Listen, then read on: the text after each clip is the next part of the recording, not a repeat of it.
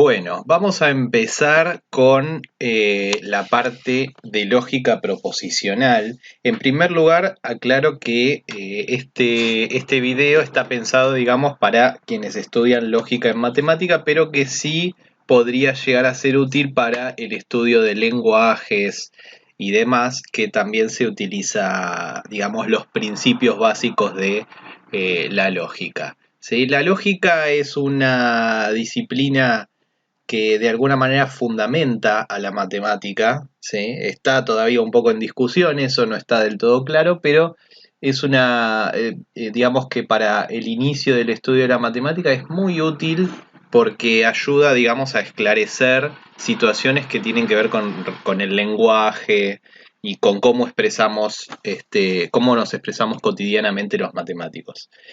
Bueno, en primer lugar vamos a partir de una definición. Yo voy a hacer una explicación no exclusivamente matemática, sino que vamos a partir de aplicaciones al lenguaje, ¿sí? Lo primero que vamos a definir son las proposiciones, ¿sí? Una proposición es una oración de la que tiene sentido decir si es verdadera o falsa, ¿sí? Por ejemplo, proposiciones pueden ser: hoy está lloviendo. Esto es una proposición, ¿sí? Otra proposición podría ser: hace frío, ¿sí? Podría ser: estoy hablando en español, ¿sí? También podría ser: estoy hablando en inglés, ¿sí? Es decir, no interesa si la proposición es cierta o falsa. Lo importante es que yo pueda decidir si es cierta o falsa. En cambio, por ejemplo, si yo digo qué divertido, esto no es una proposición, porque yo no puedo decidir si esto es verdadero o falso, ¿sí? Hola, la expresión hola cuando yo estoy hablando no es una proposición, ya que no puedo decidir si es cierta o falsa, ¿sí? De esta manera entonces quedan definidas las proposiciones. Son oraciones de las que tiene sentido decir si son ciertas o falsas. Muy bien. Por otro lado, tenemos que definir ahora, una vez que conocemos las proposiciones, ¿sí? Tenemos que definir lo que se llaman los conectivos lógicos, ¿sí? Los conectivos lógicos, ¿sí? Son operaciones, ¿sí? Que actúan sobre las proposiciones, ¿sí? Hay varios conectivos, los más comunes son 5, ¿sí? Pero hay más, ¿sí? Ya vamos a ver por qué. Existen principalmente 5 conectivos lógicos que son los siguientes. En primer lugar está la negación, ¿sí? La negación, ¿sí? Generalmente se asocia con la palabra no, ¿sí? Entonces, por ejemplo, nosotros podemos decir no llueve, ¿sí? Y lo que estamos diciendo es la negación de la proposición llueve, ¿sí? Por otro lado, existe la conjunción, que es el otro conectivo lógico. La conjunción está vinculada con la palabra y, ¿sí? Por ejemplo, cuando nosotros decimos llueve y hace frío. De esta manera, nosotros tenemos dos proposiciones que son llueve por un lado, hace frío por el otro lado. Y funciona en este caso como conectivo lógico. El tercer conectivo es la disyunción.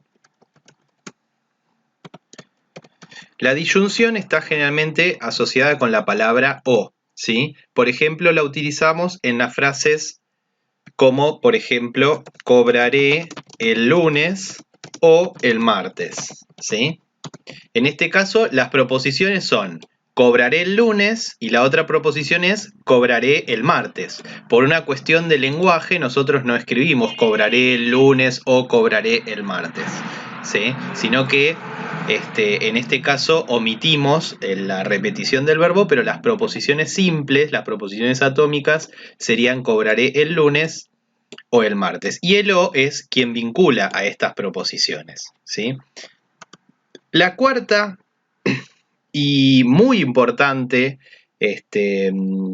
conectiva lógica es la implicación, ¿sí? La implicación generalmente está vinculada con la palabra o con la frase si pasa una cosa, entonces pasa otra cosa, ¿sí? Y tiene un uso muy frecuente en matemática. Por ejemplo, podemos decir si dos números son pares, entonces su suma es un número par.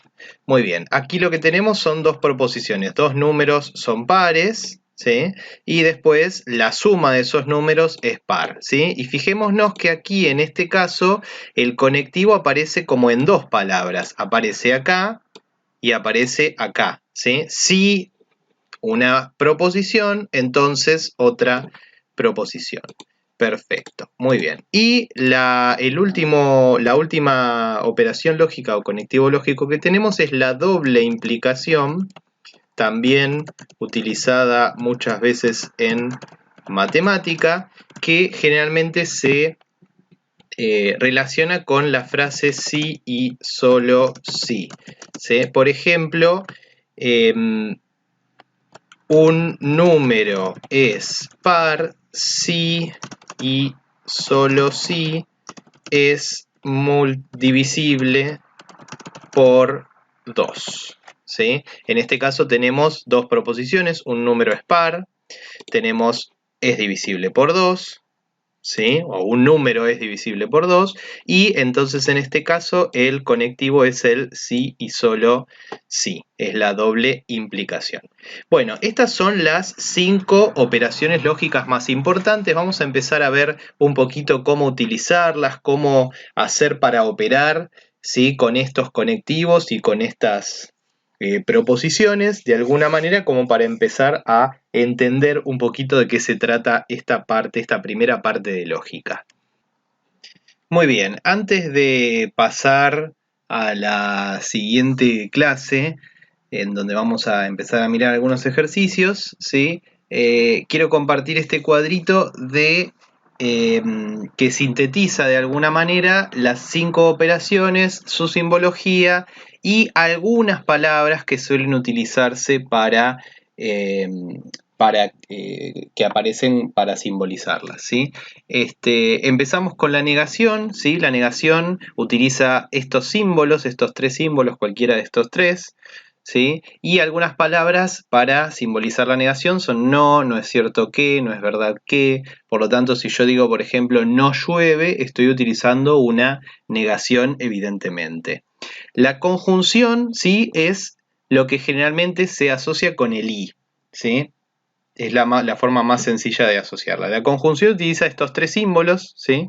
Es como el acento circunflejo, pero en el piso, no es superior. Un punto, porque la conjunción está asociada de alguna manera con el por, ¿sí? Esto, si ustedes estudian un poco álgebra de estructuras o computación, se van a dar cuenta por qué. O también se utiliza esta notación AND, que obviamente es y en inglés. Esto se utiliza más en computación, ¿sí? Nosotros vamos a utilizar siempre esta notación, ¿sí? Y bueno, algunas palabras que simbolizan la conjunción son y, pero, aunque, ¿sí? Entonces, si yo, por ejemplo, digo llegué a casa pero estoy cansado, ¿sí? Evidentemente ahí estoy utilizando una conjunción, ¿sí? Aunque no esté utilizando la palabra y, ¿sí? También se utiliza el punto, ¿sí? El punto, el signo de puntuación para separar una oración, ¿sí? O la coma de separación también es interpretada a veces como una conjunción, ¿sí? Por ejemplo, si yo digo ayer corrí, jugué y luego volví a casa, tengo 3 proposiciones. Ayer corrí, ayer jugué, ayer volví a casa, que están unidas por una coma, ¿sí? Eso es una conjunción también. Luego tenemos la disyunción, que utiliza este símbolo, está asociada también con el símbolo más, o también se utiliza el or. Nosotros vamos a utilizar este símbolo, ¿sí? Y bueno, generalmente está asociada con el o, con el conectivo o. La implicación, una de las operaciones lógicas más importantes, ¿sí? Que utiliza o bien una flecha o bien una doble flecha, ¿sí? Esto quiere decir muchas veces está simbolizado como entonces, o este símbolo que es el símbolo de inclusión invertido, ¿sí? Y algunas frases son, por ejemplo, el sí entonces, cuando digo, por ejemplo, si llueve, entonces no voy a salir, ¿sí? A veces el entonces se omite, entonces digo, si llueve, no voy a salir, ¿sí? Entonces ahí tengo las dos proposiciones. Y después tengo otras frases, es condición necesaria, es condición suficiente, cuándo y demás, que bueno, en otras clases voy a hacer alguna salvedad respecto de estas cuestiones. Si están en un curso introductorio de lógica no creo que aparezcan, pero si avanzan un poquitito más, sí van a aparecer porque son frases muy usadas en matemática. En la implicación generalmente vamos a utilizar esta simbología, la doble flecha. Y la doble implicación, ¿sí? Que es el sí y solo sí, en donde la simbología es la doble flecha para ambos lados, ¿sí? Lo mismo acá, y también a veces se usa este símbolo con 3 rayitas que vincula las dos operaciones lógicas. Y las palabras que se utilizan pueden ser sí, solo sí, es equivalente, es lo mismo que, ¿sí? Muchas veces en el lenguaje la implicación y la doble implicación no tienen una diferencia demasiado grande. En matemática sí tienen, y es muy importante esta diferencia. Por lo tanto, es importante que podamos distinguir cuándo tenemos una implicación y cuándo una doble implicación. Seguramente eso lo vamos a poder hacer a partir de los ejemplos que vamos a ver en la próxima clase.